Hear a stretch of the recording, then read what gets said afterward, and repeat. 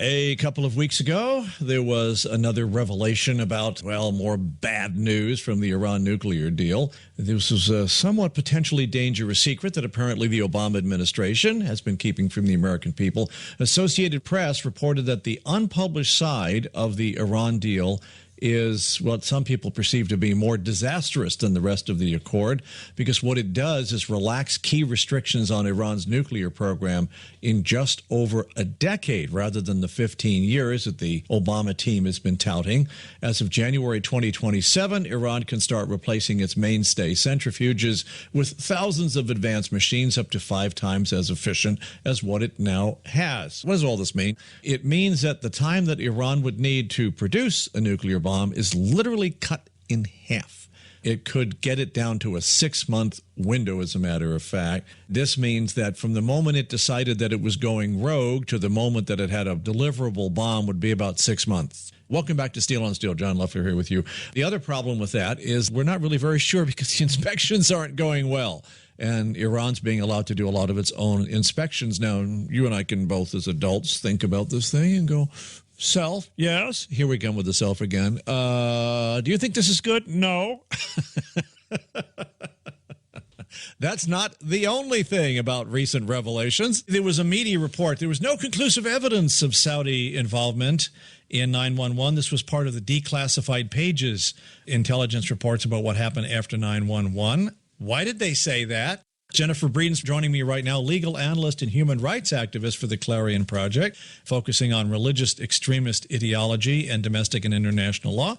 And previously, she worked at the Center for Global Justice, Human Rights, and the Rule of Law at Regent University. I don't know whether they said that, Jennifer, to deflect it, because you know how the media shape outcomes by reporting certain things and others. But there was a lot about Saudi in there in these declassified papers that I thought were a little damning, to be honest. What do you think? No, they absolutely were. And I was actually shocked once I read them because, you know, what I did, which is probably what most Americans did or people around the world, they read these headlines that say there's no conclusive ties to the extent of Saudi government, no conclusive ties to high up officials. And so I'm reading the documents. And the first thing I thought was actually there's lots of evidence of it.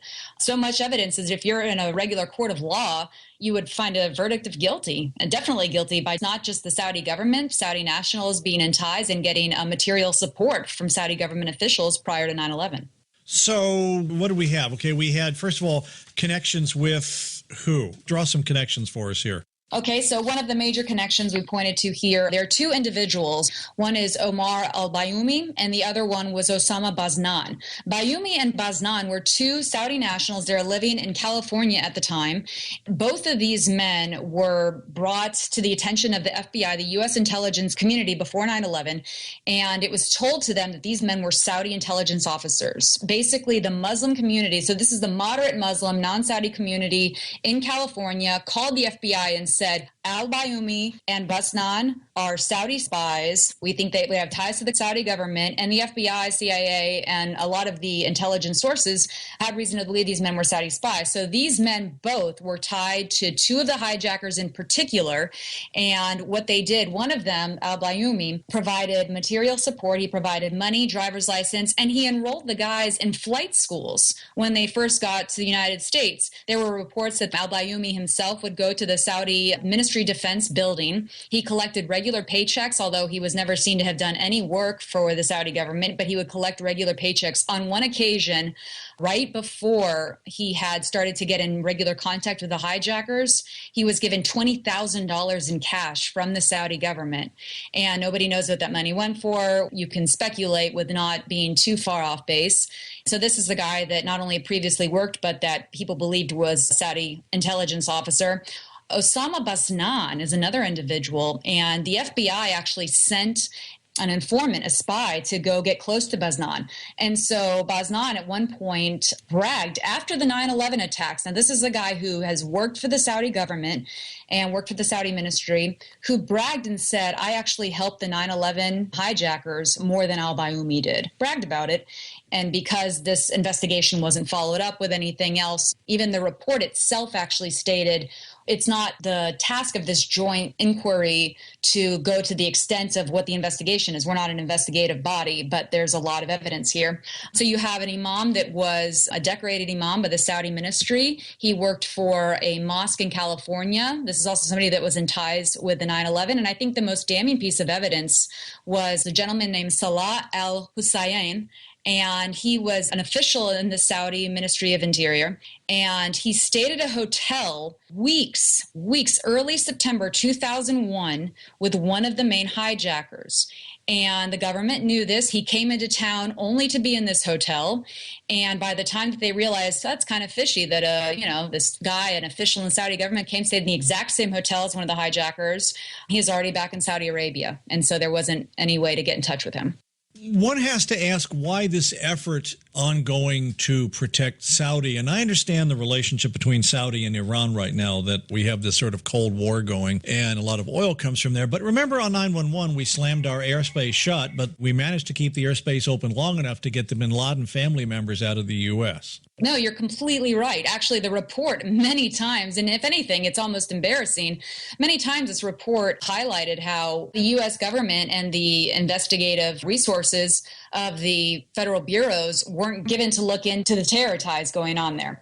And so that's something that they weren't looking into it prior to 9/11. They weren't seeing what was happening there. And so that's something the government had to change. They realized that afterward, and so the investigative resources had to shift. No, I remember that. Why do you suppose the motives for all of that? Why this double standard, say, between Iran and Saudi, or we're fighting terrorism, yeah, but?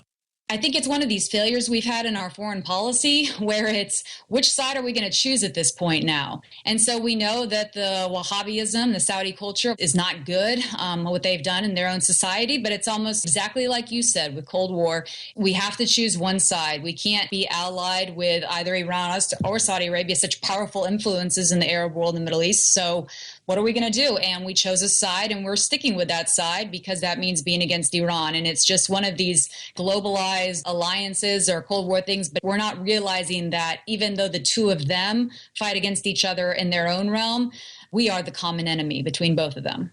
Yeah, and people need to understand, you and I both talked about living in the Middle East. People need to understand that the Middle East is replete with shifting allegiances based on situational ethics, meaning we may be enemies, but all of a sudden we've got a third person. Okay, we'll stop being enemies just long enough to take care of enemy number 3, then we'll go back to fighting ourselves.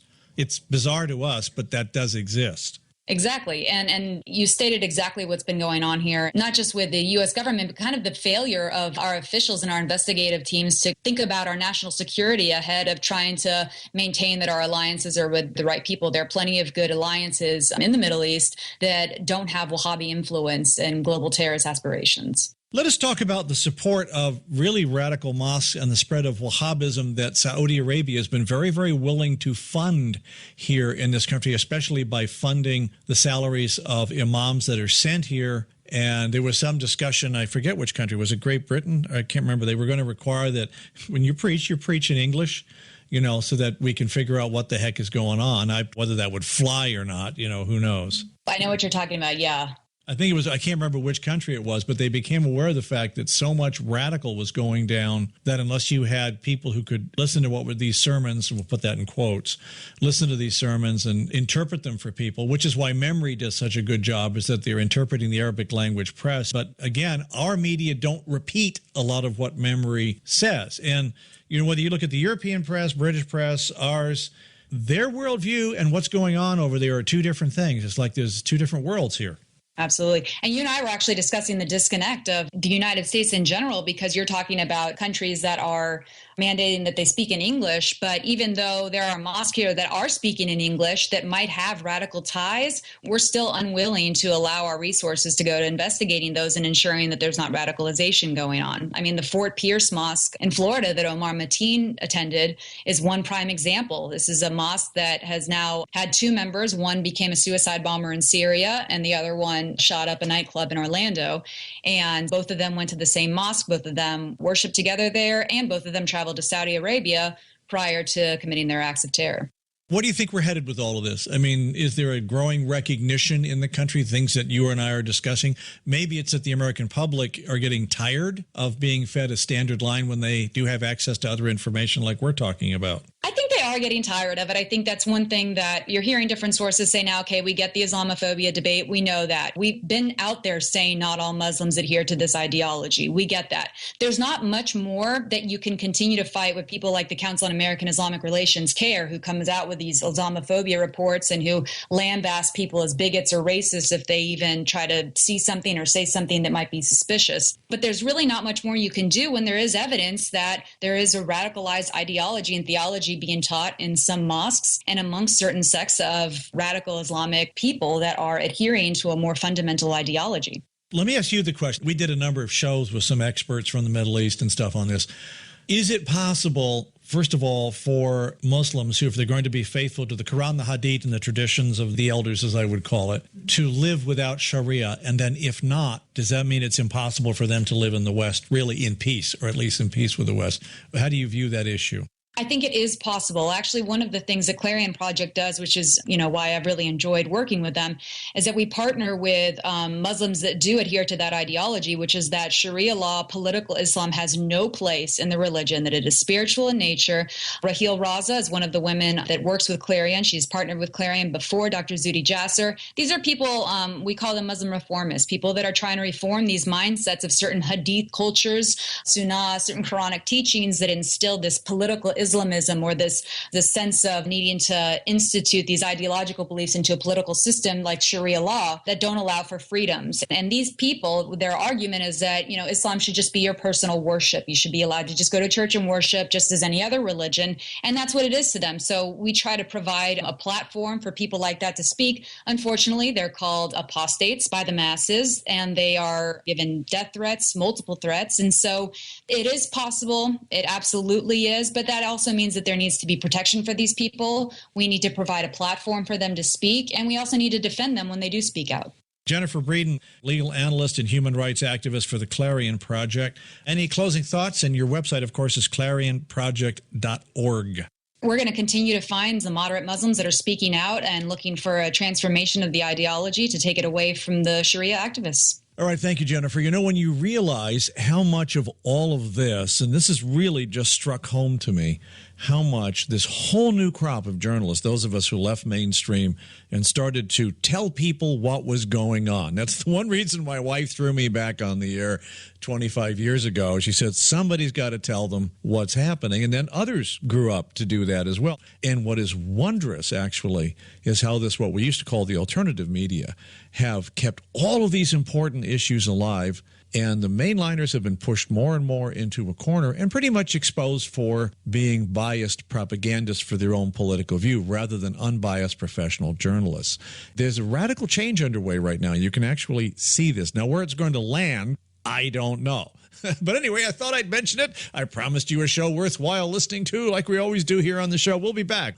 Please like us on Facebook. Remember, we have a special Facebook page, Praying for Persecuted Christians. It's free. I'm John Leffler. We're at SteelOnSteel.com. The program is Steel on Steel.